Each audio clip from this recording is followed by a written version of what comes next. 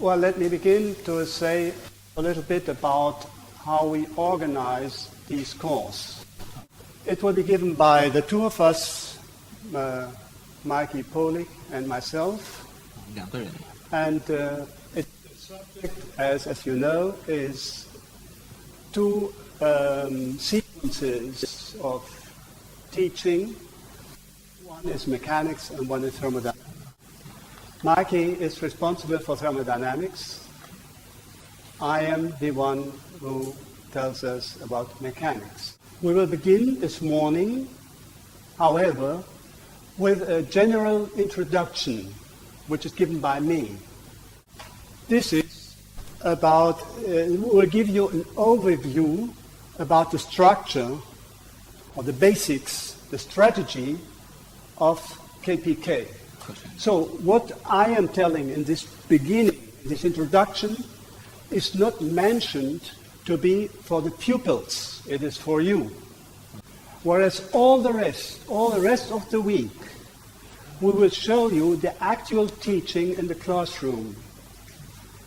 So what we will be saying then, it is really thought, what we want to teach to the pupils. Sometimes we treat yourself as if you would be the pupils. And of course we do this as European teachers, and that means in Europe teaching is very interactive. You are going to teach, as far as I understood, 15 hours. So now we have to think, let us apply this to mechanics. 15 hours of mechanics. Whatever the way you teach it, in the traditional way or in the KPK way, 15 hours for mechanics is not much. Remember, when you are teaching mechanics, in the first 15 hours of teaching, how far you are going. Probably you will begin with cinematics, introduce mass and force, and there are many important subjects of mechanics that you cannot treat in the first 15 hours. We want, if you are teaching 15 hours of KPK, we would like that you come to a level where the interesting subjects of mechanics are reached. We do not want to spend all the 15 hours for trivial introductions like cinematics and what is a vector and so on. That is why we propose, when you are teaching this 15 hours of mechanics, that you do not simply begin at the beginning of the book and advance page per page. Because then, in 15 hours, you would not come to the interesting subjects. So what we propose is that you jump over some chapters in order to show the benefits of the KPK concept. Then you come to the more interesting subjects. It's not so true for thermodynamics. Thermodynamics is okay, just begin at the beginning and go on for 15 hours, and you are sure to come to interesting subjects. Right. So let me then begin with the general remarks about KPK. The amount of physical knowledge increases steadily. Some people say even it increases exponentially. However, the time that we dispose of for teaching remains constant. We have 3 hours a week. And this is a problem. It is a very simple problem. You know, the knowledge increases and the time remains constant. Something has to be done. So this huge amount of physical knowledge, which is increasing and increasing, has to be processed. It has to be treated. It has to be rearranged in some way that it fits in these 3 hours per week of teaching time. Now, one might think, well, this is only possible by suppressing, by leaving out subjects. However, we are convinced that physics has a great potential of simplification without losing any of the important aspects of physics. There are two possibilities, well, according to our experience. We have two ways or two strategies in order for simplifying and shortening, compressing the physical knowledge. One is what we call the elimination of what we call historical burdens. And the second strategy is take advantage of analogies. Both of these possibilities are not really, one does not take advantage in the traditional teaching of these two possibilities. Let me say some words about these historical burdens. The historical development of physics was rather, there was many detours in it. When physics developed, there was not a straight target. There was people working here and there, and they discovered one thing and another thing, but there was not organized way to go. Itinerary took an intricate way. There were many detours to come to a result.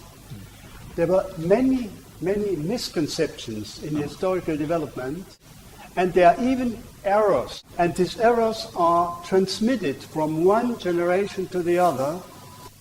You can find in physics textbooks quite a large amount of errors, and nobody notices them. So yes, I said again, when we teach today, we usually follow this historical path. This is something very similar. I don't know if you know from the life science. There is a rule which says ontogenesis is equal to the phylogenesis. That the development of the species in the past millions of years took a certain way, and the embryonic development is a short, abbreviated. Our way of teaching today is we follow this historical path. This is the most easy way for us, without realizing that there are much shorter ways and easier ways to come to the same result. When we are showing you the course in detail, thermodynamics and mechanics, you will probably see many examples of these historical detours. But I will give some examples. You all know, I think you heard about actions at a distance.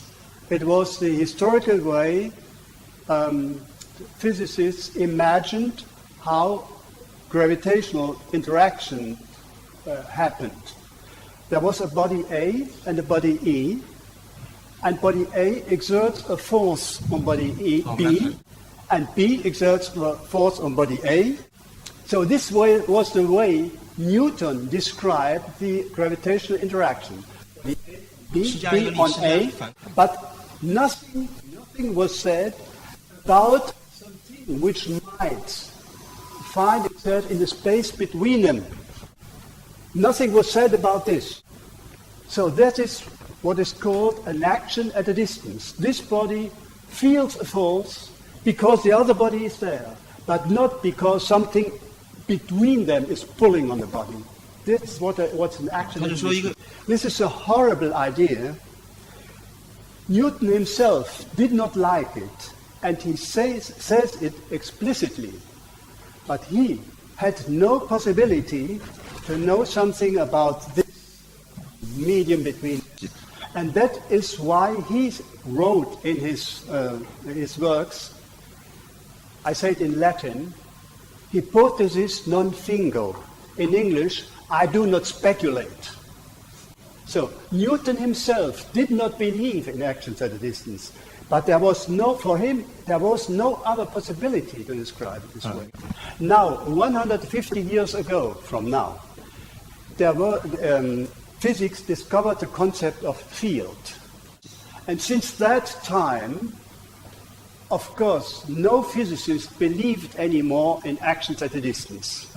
When teaching at school, we go on teaching forces, gravitational interactions, within the terms, or by speaking about actions at a distance, we say A acts on B and B acts on. So you will see in the mechanics course this afternoon or tomorrow how we can organize physics or mechanics without the idea of actions at a distance. This was only one example, but there are so many that we began to write a series of articles in a school science review, and in every article we treated one obsolete concept. This is a school science review in my country, and I'm writing this column, and you see here 1 on 7, 8, 10, 1 on 30. So I'm now at number 120 of these kind of obsolete concepts. It's always one page. So this was just a short introduction to this first of one of our strategies, elimination of historical burden. Now our second strategy is this one, take advantage of analogy. And I will say some words about this part of our strategy. The basic idea is that the extensive quantities in physics are taken as basic quantity. Just to remind, what is an extensive quantity? An extensive quantity is a quantity whose value refers to a region of space. Or imagine a region of space, for instance, mass. If you say, I measured the mass of 3 kilograms, and I ask, who has this mass? You have to give a body, an extended body. So the value of mass refers to a region of space. So just to remind that the fact that the value refers to region of space is not true for all physical quantities. There are others that refer to a point. For instance, if somebody measures a temperature and I ask where, then he says in this point. Or pressure in this point.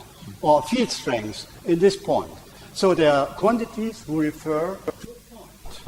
In our physics course, the extensive quantities are basic quantities.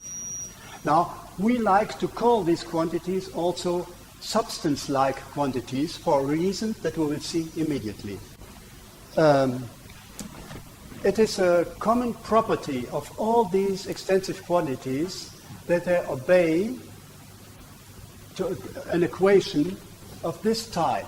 X stands for any of the before-mentioned substance-like quantities. Well, now we'll try to understand this equation. Maybe some of you see already what it means, but let me explain it nevertheless. I said that an extensive quantity refers to a region of space. Here it is potato-like region of space. So, and not only the value of x refers to a region, but all the equation applies to a region of space. Here it is. And we'll see what the different terms in the equation mean. Of course, dxdt is the rate of change of x. And it refers to the interior of this region of space. You have a region of space, for instance, imagine in a gas, and the amount of gas is changing because something is flowing in or out. Then dx in the region of space, x will change with time, dx dt. So very simple. Now the next term is what usually is called the current of x. Now notice that any current or current intensity always refers to a surface. If you have a water current of, say, 800 cubic meters per second, I don't know the Huangpu, 800 cubic meters per second, and I ask where, then you say, here, this surface, the water is going through. So that's why I made this sign. Ix refers to the surface of our region of space. Well, now, the sigma x is the production rate. Now, you will say perhaps, but mass is never produced, or electric charge. This is right, but this is a general equation there are some of the quantities we had, some of the X, Chang, for instance, the entropy, it can be produced, and so sigma S is the amount produced divided per time in the interior again. So now it is easy to sum up, to resume what this equation tells us. It tells us that the change of X can be realized in two ways. Either because X is flowing in or out, or because X is produced or destroyed in the interior. So we can say that this is simply a balance equation. So you can apply it not only to physical quantities, but also, for instance, to people, the people of China. This is the change of the population of China. These is the people who come into China or go out, and these are the people who are born and who die in China.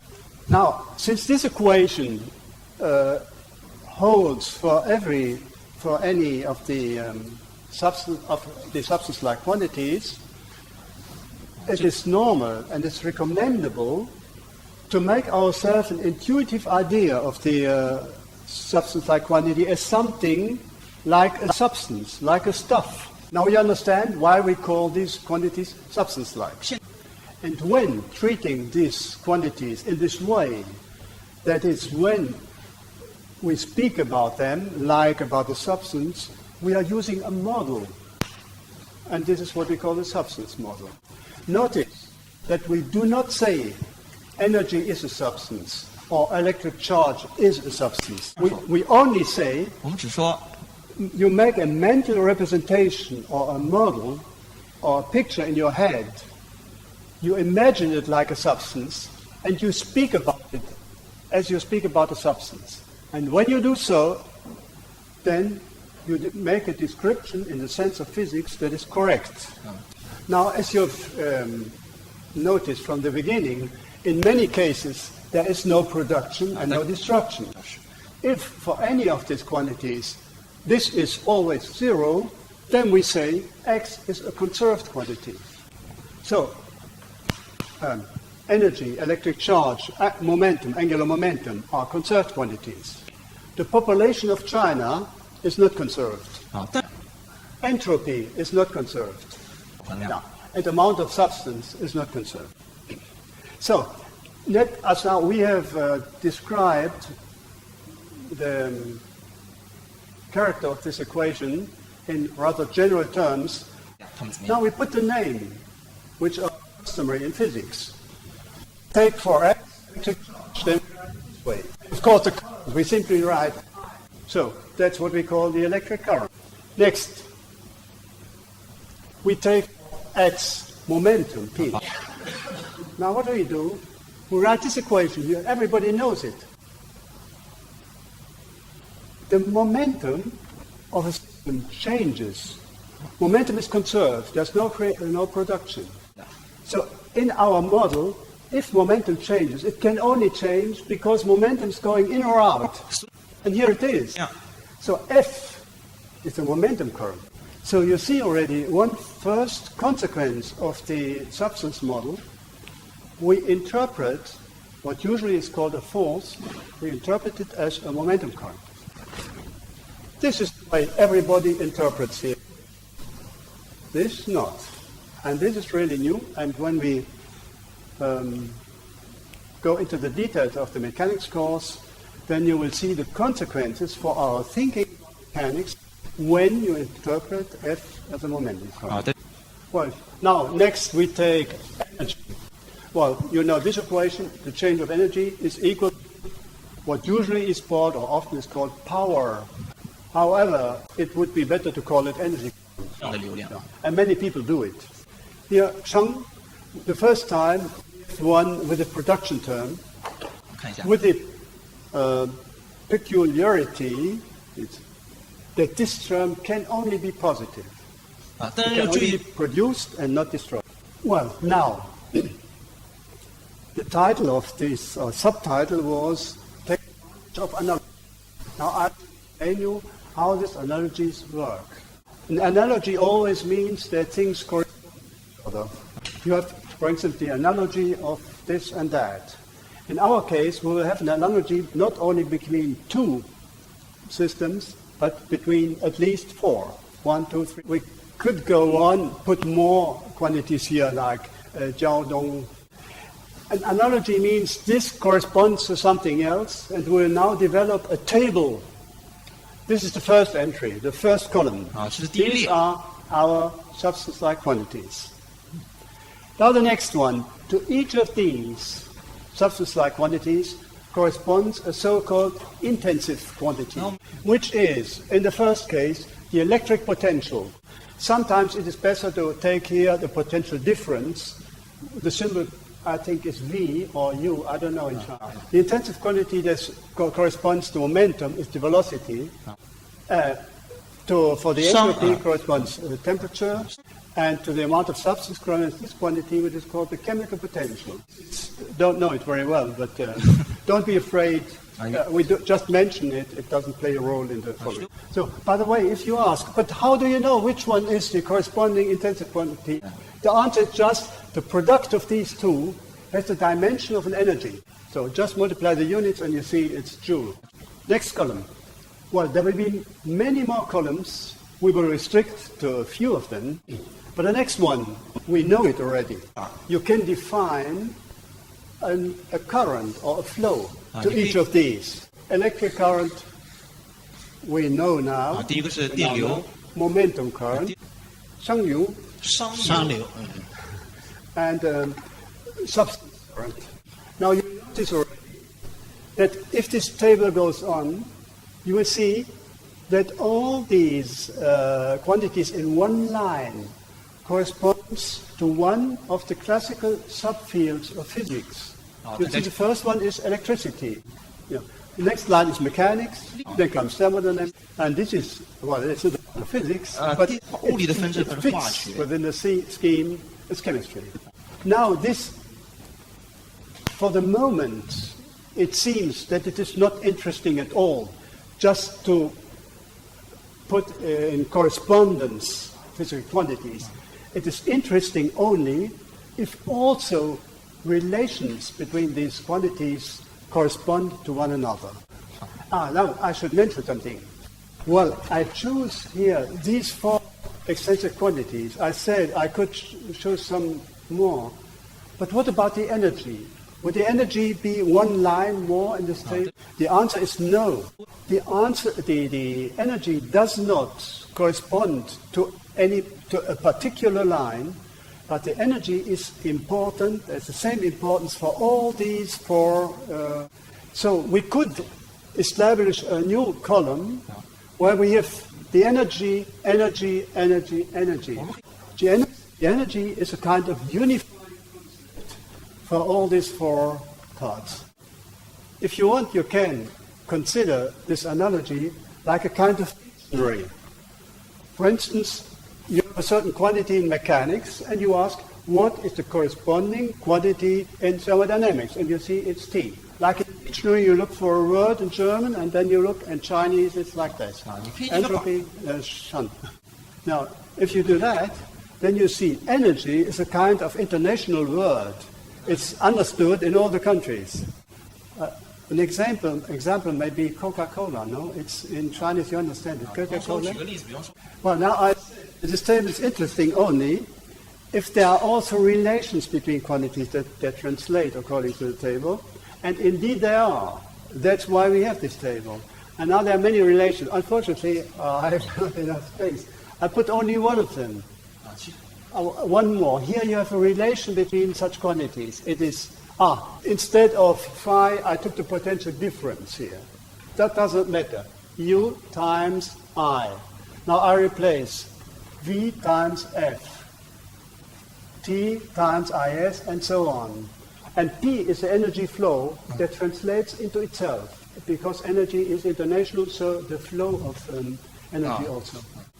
No, I do not know if you have present all these equations in your mind. I think perhaps not. But you all know this equation. This equation you can apply, you can use it when you want to calculate the energy transport through an electric cable.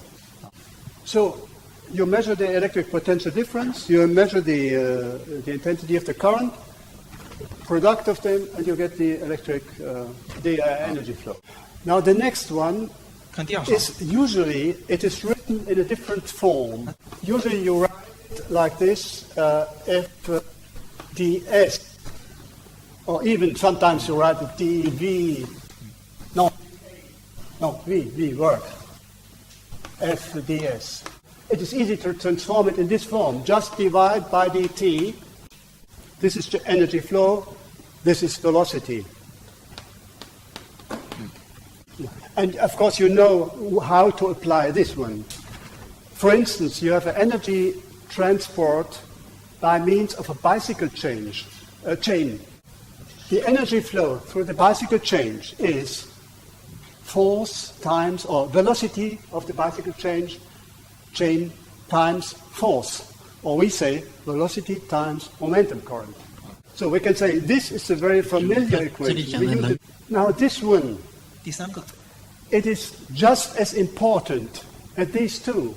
However, usually, at least at school, it is not used at all because we do not introduce entropy, unfortunately. Yeah. How does it apply, this equation? For instance, imagine it is winter, well, say not really in Shanghai, but in Beijing. It's very cold outside. Inside the room, we have a temperature of 20 degrees, and outside we have minus 10. Then you have the wall of the house, and there is a heat flow through. With the heat flow, that means you have an energy flow and simultaneously an entropy flow. And these two are related by this equation. I'll just go back for a moment here. Here you have an electric flow of electric charge and an energy flow. Two flows. They are related by this equation. Here you have a momentum flow and an energy flow. Yeah. And these are related by this equation. Here you have an entropy flow and energy flow. 那第 They 三 are 行 related 就 by 是 this equation. This is not important in our context, but just let me mention. For instance, you have a gas pipeline. This gas carries energy. 啊，这些 There's 气 an 也是 energy 有能 flow. 量。 But there's also a flow of substance, the amount of substance, the number of moles 在那 of 广场 gas. They are related by this equation. 啊， So 化 you 学式 see, 也是。 we have a very general principle in physics which says whenever you have an energy flow, something else is flowing simultaneously. Now, in KPK, we like to describe this in a kind of model. We say the quantity that flows simultaneously with energy, we call it the energy carrier. So here the energy carrier is electric charge, here it is momentum, sum, and the amount of substance. Now this table is very important for the general outline of the KPK, and the general structure of the KPK orients itself on this table. And it is seen, if you accept this structure, and if you take it seriously, then this has rather far-reaching consequences for the teaching, because then you should accept that this quantity should be in the center of the corresponding parts of physics.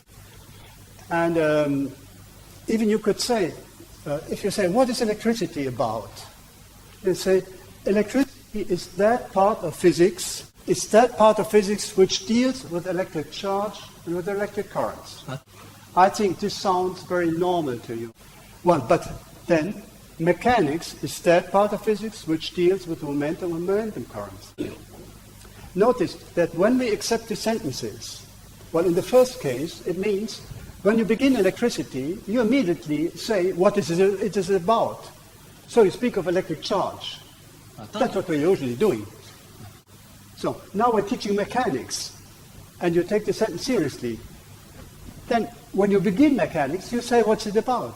And you say it's about momentum and momentum currents. 啊，那 So momentum from the beginning. And what may seem even more strange for you for the beginning is, but then thermodynamics is that physics which deals with entropy and with entropy.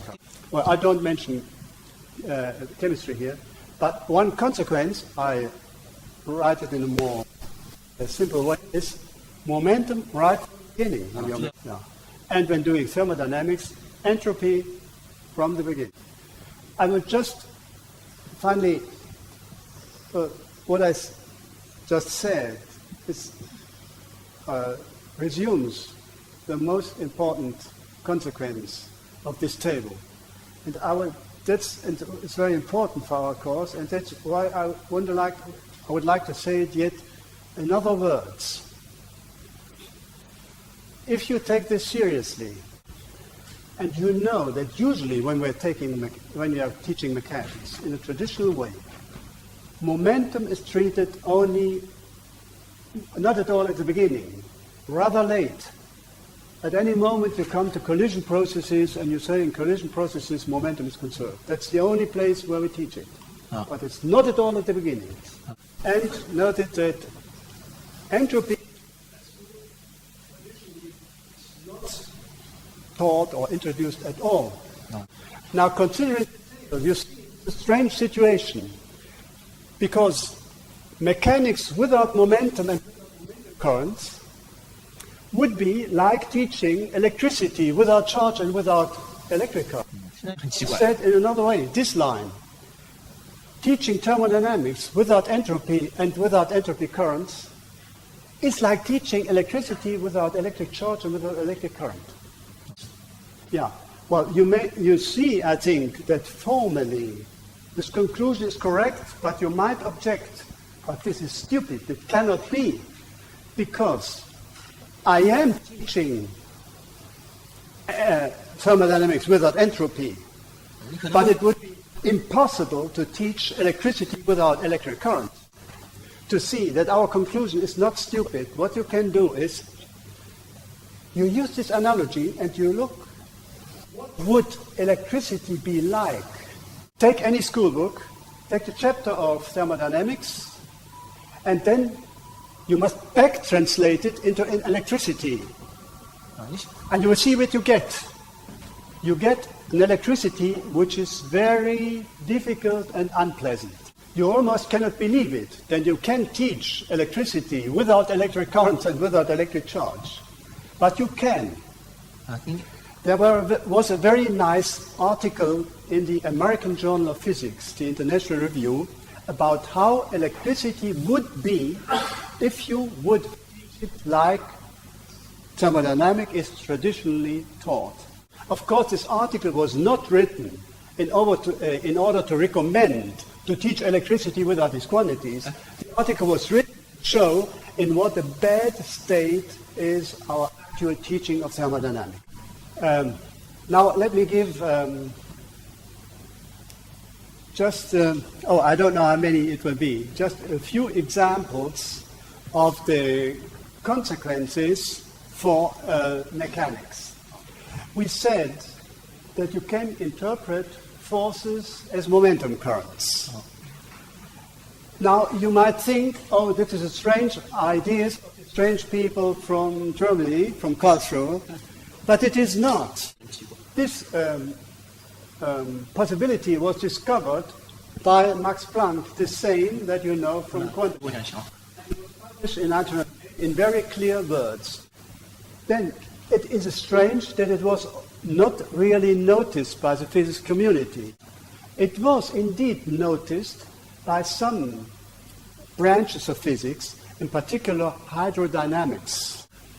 Take any book of theoretical physics, and you will find on page 378 or something like this that forces are momentum current. For instance, in Landau-Lifshitz, I think it is known in China, Landau-Lifshitz. And there are many other books where you find it. However, it is only at a very advanced level that the potential of simplification of physics is particularly great for beginners if you use this concept. Let us look at one example in order to see the consequences of the simplification we get when using the concept of momentum currents. And for this reason, I consider the most simple problem you can imagine. The problem is this. I have something resting on the table. Well, in my figure, it's a flower pot. It's this one, it's the same. Now, how we describe this situation with the normal mechanics in a normal mechanics course at school? Pupils have to distinguish 4 different forces that are related to the flower pot. This is the force that the earth exerts on the flower pot. 是地， Of course, the flower pot exerts a force on the earth. There's a force that the table exerts on the flower pot. And there's another one, the flower pot exerts on the table. So, 4 forces which you have conceptually differentiate. You have to distinguish between. Our pupils, my class, are unable, and even at the university, I see often that students do not have a clear idea about the meaning of these forces. The strange thing about these forces is that they are all equal in amount. The module of the forces is all the same. This suggests already that the description must in some way be redundant. Now, when describing this in terms of momentum current, then you see that these 4 forces is nothing else than the same current taken at 4 different locations. In electricity, too, establishing rules about the current flowing here, here, here, and here. Then you establish laws. This is equal to this, this is equal to this, this is equal to this. But if you connect your ammeter in opposite way, then this is minus equal to this, and so on. So you have, in order to describe this, the student has to know 2 different fundamental laws. One is Newton's 3rd law, and the other is the law of equilibrium. Moreover, you give them different names to these forces. The relation to them is described, I said it already, by different laws. One of them is the 3rd fundamental law of physics. This would be similar to saying here, the fact that these 2 are equal is due to the law of the equilibrium of electric flows, and that these 2 are equal is due to the fact that of the 3rd basic electric law or something like this. Very complicated language. Nobody would do that. Well, this was only one example, and there are many, many more. Now, I'll make some words about the consequences for our analogy table for thermodynamics. Well, the table demands or asks that it entropy from the beginning. Now, we all learned that entropy is a very difficult quantity. Now, this is true if entropy is introduced in the traditional way, which essentially is due to Clausius.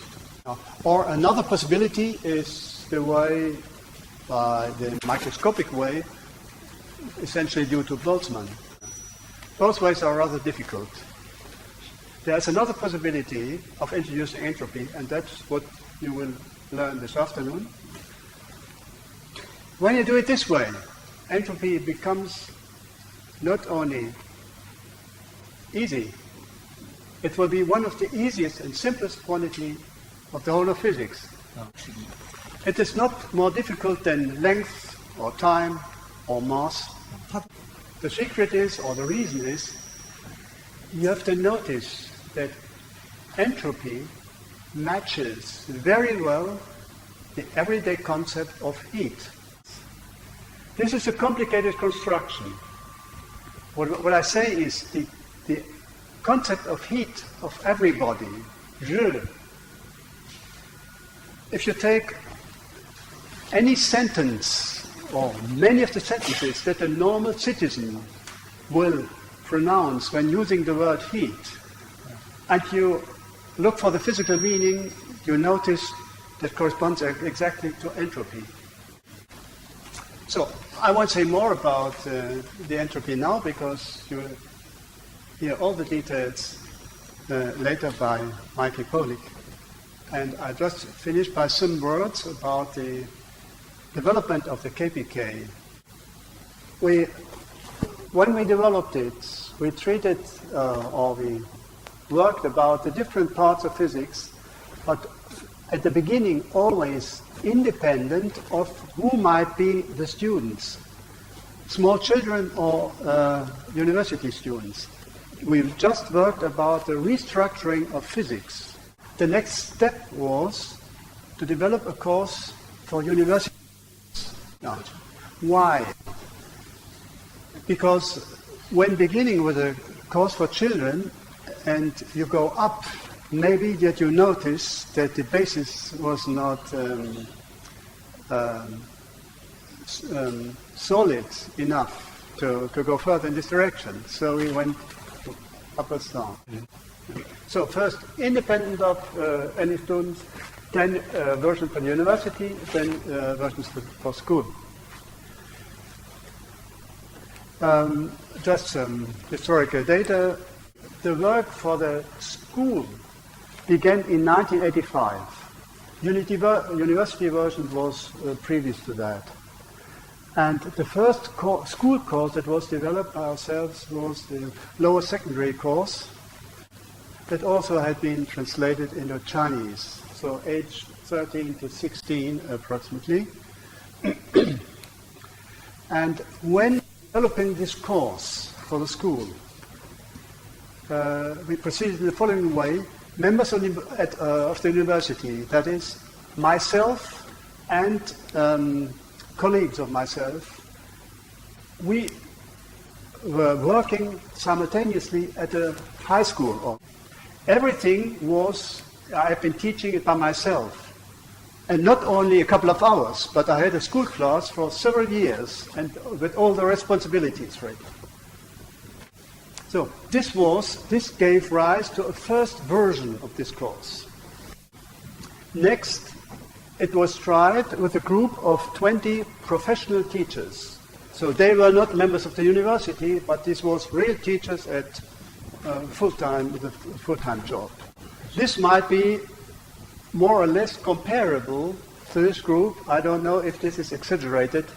However, these teachers, they began and they taught the whole thing for 3 years. It was a 3-year course and they did it. And with these teachers, we had seminars like this one.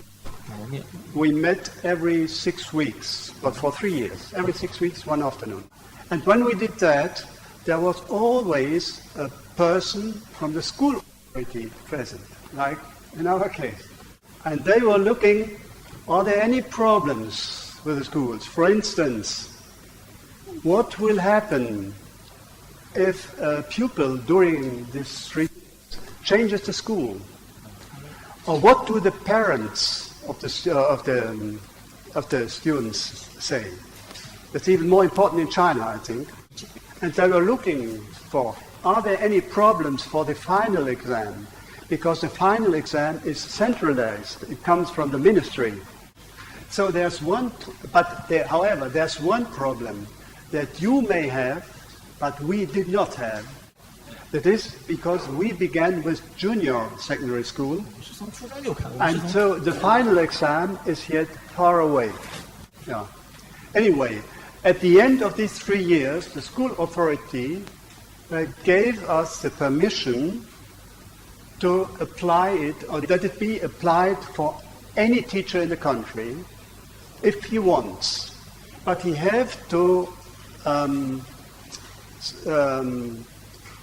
say it to the ministry. The ministry wanted to know which schools are using the course. And there were several things the teachers had, or schools had to respect, that at each school, that at every school who used the course, there have to be at least 2 teachers who do it, because if one gets ill or some problem, he can replace the other one. And after this went well, anyway, there were no problems. All the problems we were afraid of, they simply did not exist. No parents were changing schools with the final exam. So the next step was that the ministry, in the new teaching plan, you know, you have your teaching curriculum, official from the ministry, they put a special sentence at the beginning which said, the following teaching plan or can be changed in a way that you, instead of it, you use the KPK concept. Or it was said in different terms. But they had the possibility, there was still the old teaching curriculum, but every teacher was allowed officially to use this alternative concept. This was valid for a couple of years. And then we got a new teaching plan, what I don't know if you can know this word, teaching standards. Yeah. I don't know. Yeah. Now it's a new mode, it's a new fashion in I don't know why they call it teaching standards. And we got these teaching standards a couple of years ago. And in these teaching standards now, KPK concepts are in from the beginning. So these teaching standards require that in the physics teaching, analogies are used. They also require that entropy is taught at the junior middle school. And they also require the teaching of angular momentum. Momentum, of course, and angular momentum. There is a big problem for this change because there's all the publishing industry in Germany, and you cannot, and there's huge structures of teacher training and so on, and you cannot force them to change from one year to the other. So the curriculum is formulated in such a way that that the traditional and the KPK version can coexist. However, the publishing houses, and there are several in Germany, they all had to change their school books. For instance, there had to be a chapter of entropy now and of momentum and so on. So at the end, there are few schools who are using KPK, the authentic, original, but the rest of the school books had to change. They did it not so radically, only in some points. However, there is this big development. Well, now in Germany there's one publisher who publishes KPK, which is not a big publisher. He is more specialized in particular things and new innovations. Time is over.